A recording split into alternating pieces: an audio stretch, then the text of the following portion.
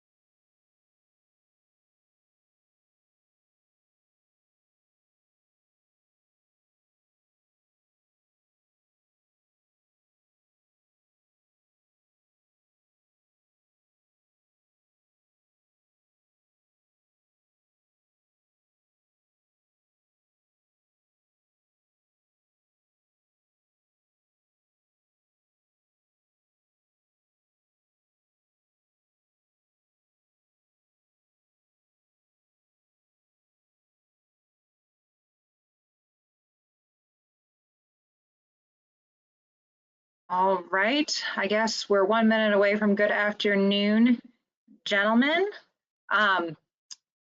This afternoon, we're basically going to be doing some college preparation housekeeping with you.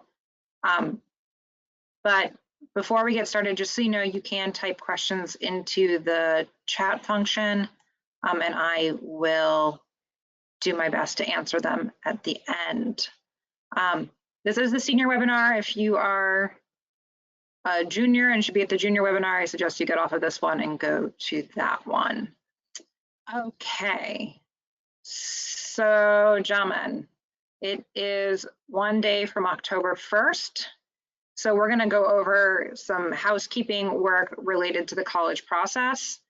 So we're gonna go over the transcript release form. We're gonna go over the student information questionnaire, letters of recommendation, the ACT on Tuesday, college visits, and then we're going to talk about early deadlines.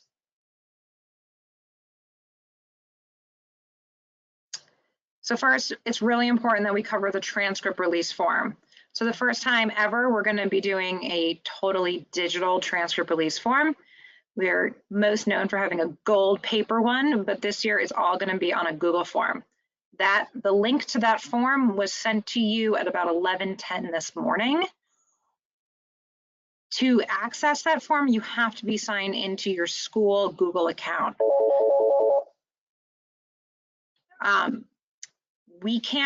We will not send your supporting documents, including your transcript, to a college without that form being filled out. So it is an absolutely essential step. You have to fill out all the fields on it. There's not that many fields on it, but you have to fill it out every single time you want to submit to a school. So you can't put multiple schools on one form. I did that just because I didn't want to have to make you scroll through lots of things that you didn't need. So it's going to have to be one by one. Again, you have to be signed into your school Google account, which means that you would go to google.com, hit sign in, put in your school email address and your school email password. It might direct you to Microsoft Outlook, and then it will direct you back to Google to sign in. It won't let an outside email submit the form. It has to be you from your school email. And again, the link to that was sent to you. We are piloting it this year. This is the first time we've done this. So if there are any issues, please let me know. Okay, gentlemen, on to the next. Student information questionnaire. The student information questionnaire. So this is the form, it's rather lengthy, that you fill out for your counselor that helps us write your letter of recommendation. So this is a document that's private between you and your counselor. You access it on Naviance. If you are signed into Naviance, you go to something called the About Me page. If you're using an iPad or I don't really know how Naviance works on a phone, but it has like the 3 lines, and if you click that, one of those things that will come up will be About Me. And then you'll go to My Surveys, and then for a lot of you, many of you, it's going to say Surveys Not Started, and then Student Information Questionnaire. Okay, couple notes on this, gentlemen. You have to fill it out, and you have to fill it out well in advance of your earliest deadline. I will not write a letter of recommendation without it, and and I don't think that Ms. Julie Masiello or Ms. Simone will either, though sometimes they accept a paper one instead. But this year, with us being in the hybrid model and you being virtual 3 days a week, expect to do it on Naviance. So if it's a month in advance of your earliest deadline and you have a November 1st deadline, which most of you probably do, that means it would be due tomorrow, but we'll extend that to Monday. So Monday, October 5th, we absolutely must have your student information questionnaire submitted. Now, the next thing I'm going to say about this is that is not a Google form. It's on Naviance, that survey. It does not auto-save. I'm going to repeat that. This form does not auto-save. So if you close out of it and you haven't saved it, then you've lost it. So please, please, please make sure that if you are doing it and you need to come back to it, you scroll to the bottom and hit save. And that way your work will be saved. I've had many students very sad because they did a lot of effort on it and then they didn't save it. Another note on it is, again, is for your counselor. So we want it to be thorough, but it doesn't have to be perfect. So if it makes sense for you to do bullets or something like that for your answers rather than full sentences, we will happily accept that. What we won't accept is one-word answers to questions that require a paragraph. So I've been known to send kids back to redo it and do a better job. It's all for the good of your counselor letter. We want to back you up and highlight all the great stuff you do in the community. So make it easy for us and do a good job on that. Okay, letters of recommendation. So gentlemen, as you may recall, you're going to have your counselor letter. That will be required for 99.99% of the schools you apply to. In addition to that, you're going to have a faculty letter. Almost all schools fill out, require one letter of recommendation. Some require 2. If your schools require 2, make sure you check in with your counselor and we'll help you figure that out. We will make sure that you have 2 letters from 2 different teachers. Most of you did an awesome job and emailed your teacher and requested that letter in the spring. Now is the time to check back in with that teacher and let them know your earliest deadline. And again, if your earliest deadline is November 1st, I really would encourage you to go ahead and do that today or tomorrow. A quick email, but please make sure it's polite. Dear Mr. or Mrs. So-and-so, in the spring, you agreed to write my letter of recommendation. I'm so grateful for that. I'm writing to let you know that my earliest deadline is blank, November 1st, November 15th, whatever it is. Thank you so much again, your name. All right, gentlemen, please don't email them like you're texting them. They're doing you a huge favor, but they're not your friend. If you have not requested a letter of recommendation, and we do have some students that have not yet requested a letter of recommendation, and you're planning on applying to college or a prep program this year, you are now past due, and we need you to request those letters. If you are coming to school in the hybrid model, you are welcome to come to school early and find that person in person and have a conversation with them.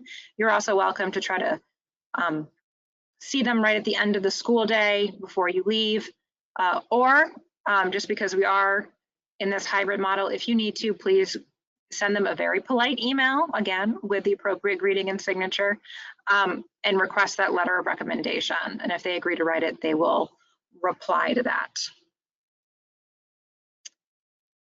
Just as a note, we do think that letters of recommendation will be particularly important this year in the college admissions process. Well, we are lucky enough to have, say, real final letter grades for you guys from your junior year. Colleges are really going to be looking for context for their students and understanding what kind of student they are. So please keep in mind that you should be requesting letters from teachers who know you well as a student, and really do your best to talk to them about it and answer any questions they have. All right, onward and upward, gentlemen. The ACT is on Tuesday, October 6th, and we had a few students who, for whatever reason, weren't able to attend the SAT, so this is your next chance to take and get a standardized test score. This is a rescheduling of the ACT that you gentlemen would have taken in March. So I don't know if you remember, but we were gearing up to give you the ACT in March, and then we had to go home for distance learning, and so I couldn't give you an in-person ACT. So I'm going to give it to you now. We've rescheduled it again, Tuesday, October 6th. If you were there on September 23rd, and most of you were, you should pretty much expect the same experience. You're going to come through the same door. You're probably going to test in the same place. You'll have a different seat, so be aware of that.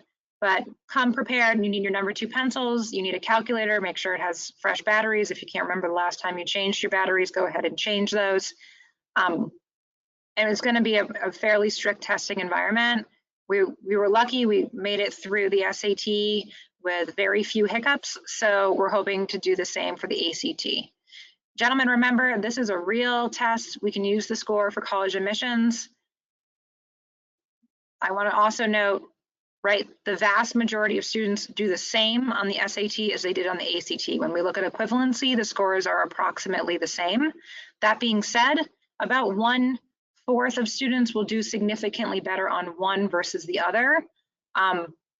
You may have an inkling of what that might be for you if there is a difference from pre-ACTs and PSATs, but you might not, or maybe you feel like you didn't do your best on those previous tests and you want to give it a try. So do keep in mind that colleges will accept either score, and we can have a conversation, you and your counselor can have a conversation about which one you did better on and which one to send if we choose to send.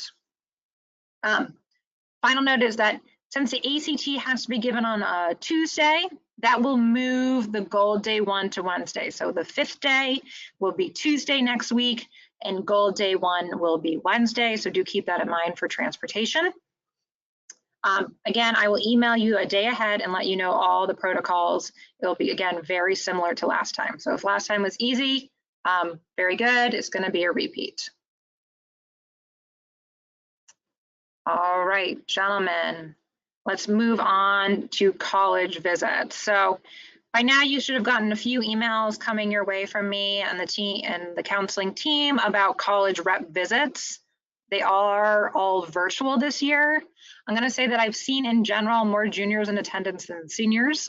So I just want to re-alert you to these representative visits. They're really good, they're really important, and we're really lucky that there's kind of a bonus of the virtual world, which is that we're getting colleges that are a little bit farther afield than we usually would coming to visit MC and wanting to talk to you about their school. So just to go over a few protocols, right, you'll get an email from me and I have much more explicit directions about how to sign up in that email, but basically you need to go into your Naviance account and you'll find the college visit list there and you register for it. It's very, very simple. The virtual visit link becomes live on Naviance 15 minutes in advance. You need to sign up at least 1 day in advance. We close registration a day in advance. So please keep that in mind. If we don't have any students signed up for a school, which is a bad thing, by 9 in the morning, the day of the visit, we will cancel it. So please keep in mind, you need to sign up a day in advance. If you don't check your email regularly, don't worry about it. You can just go into Naviance and the full list of college visits is there at all times. So you'll be able to see who's coming for this week, next week, 3 weeks ahead, 4 weeks ahead, all the way into December, actually. When you arrive virtually, even if you're in school or you're at home, either way, please be in uniform. Your screen must be on and you need to be engaged. Gentlemen, if you are not willing to turn your screen on for the visit, please don't come. We're going to ask you not to come. We need you to comply with these. This is our reputation. This is how we're representing not just yourself, but the Malden Catholic community to these representatives. Those relationships are very, very important. So please, on screen, engaged, and I don't want to see like the top of your head. I want to see your whole face. So if you can't do that, you need to talk to me and we'll talk about whether or not these are appropriate for you. Otherwise, students in general have been doing a really good job of that and they've been asking really great questions. So kudos to those of you who have been able to attend. You've been doing a great job. My last note on this, and this is kind of a weird one, but gentlemen, these are visits for you as students. We know that parents might listen in if you're home and it's on, they might want to listen in and that's fine, but you need to be on the screen and you need to be the person asking the questions. We will be sending out a gentle reminder that the parents should not be the person who are signing into these visits. That does change the dynamic. And if we were not in coronavirus days, gentlemen, this would be just you coming up to the hospitality to suite with us. So we do want to keep that feeling of this is a student event the same. So again, if a parent or guardian wants to sort of lurk in the background and listen in, that's totally fine, but it should be your face on the screen and it should be you asking questions.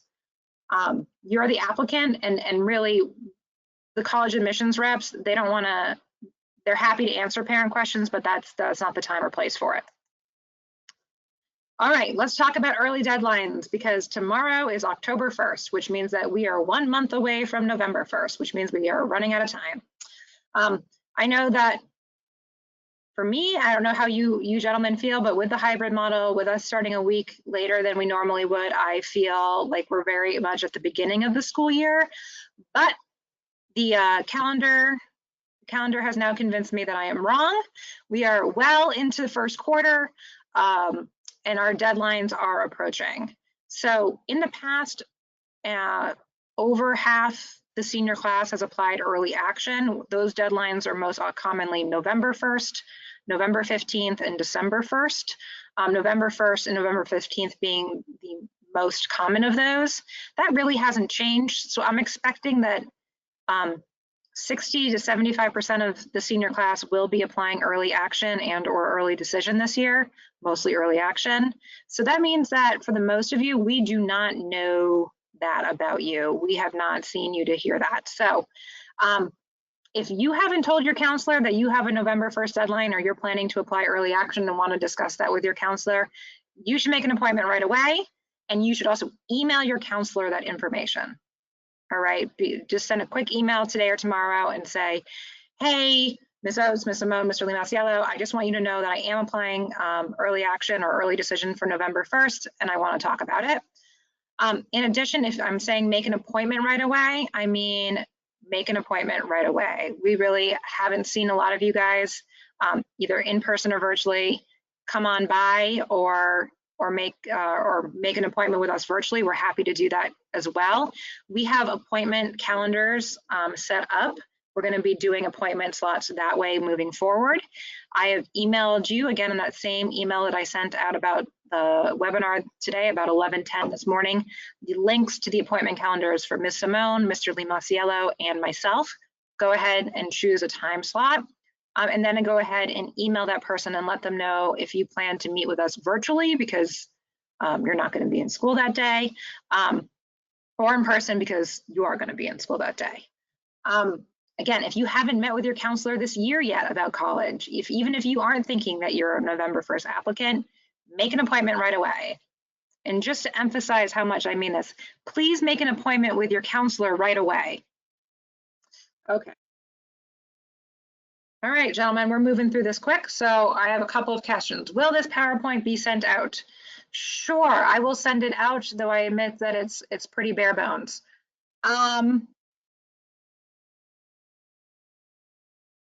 You should be able to save and submit the form. So the question is I filled out the student questionnaire, but it seems to only let me update it. It doesn't want me to finish it. If you have not answered a question that is required, it might not allow you to submit. Otherwise, it should allow you to save and submit. But again, if you haven't answered a question that is required, it will not allow a submission. Okay, gentlemen.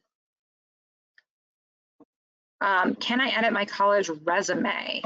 So resumes are an interesting part of the college application. Most students do not need an actual resume to apply to college.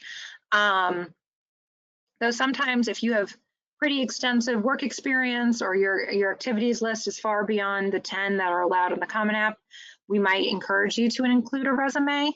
And we can help you hone and write that resume if you would like. That being said, yes, you can edit it and change it until submission. Once you've submitted your application to a school, it gets a lot harder to do any fixes. I'm gonna open up any other questions, gentlemen. Please feel free to type them in.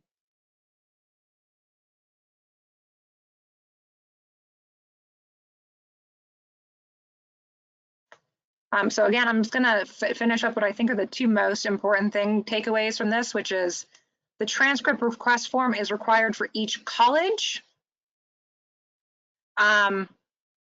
You absolutely must submit that transcript request form for each college. We cannot send your stuff without it. And two, make an appointment with your counselor. All right, the outside letter of recommendation. In general, it's not necessary unless you think it's gonna highlight something about you that a teacher or counselor can't write. So this is, again, the question is, how much does that outside recommendation letter matter and do we need it? The answer is no, you don't need it. But if you feel like a person outside of the school building might know you really well and might be able to highlight some traits about you that wouldn't be captured in other ways, that's when we use it. That person is most often, but not always, a boss, a coach, sometimes a mentor of some kind, maybe if you are really close with someone where you do volunteer work. They have to be an adult. They can't be related to you in any fashion. So no grandparents, no parents, no aunts, no uncles, no one who you have any relation to. Again, if they can't say anything different or unique about you, then we wouldn't add it. If the teacher who you requested letters from has left the school, please check in with your counselor about that. Most of the teachers who have moved on to other jobs this summer are still writing our letters of recommendation, and we have been in contact with them about that.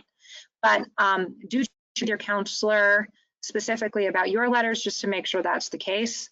But the vast majority of those teachers who've left want to do what's right by you and have already alerted us that they have every intention of writing those letters.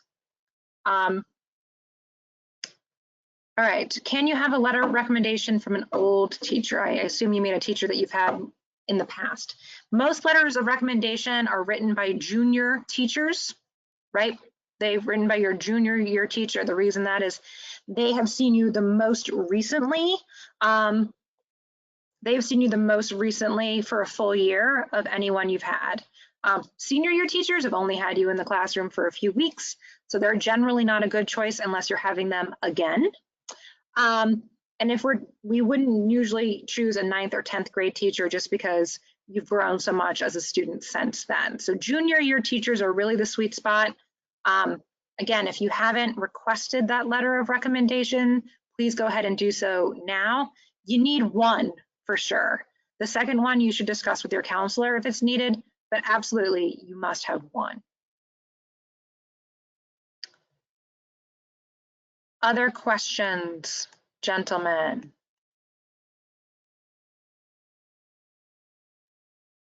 Other questions?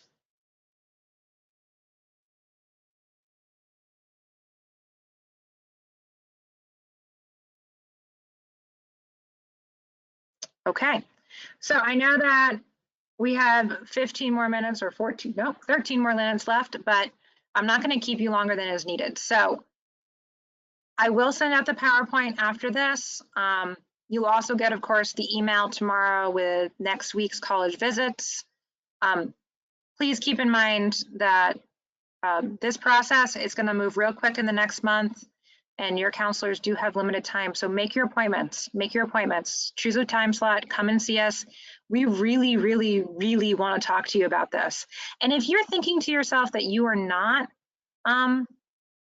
college bound in the next year, if you think that you won't be attending college in the fall of 2021, still make an appointment and talk to us. We want to help you with whatever your post-secondary plans are. We want to make sure that when you leave Malden Catholic, that you have a very good plan for what your next steps are, so that we can wish you every possible success. So do keep in mind that we are here for you. We want to help you with your next steps.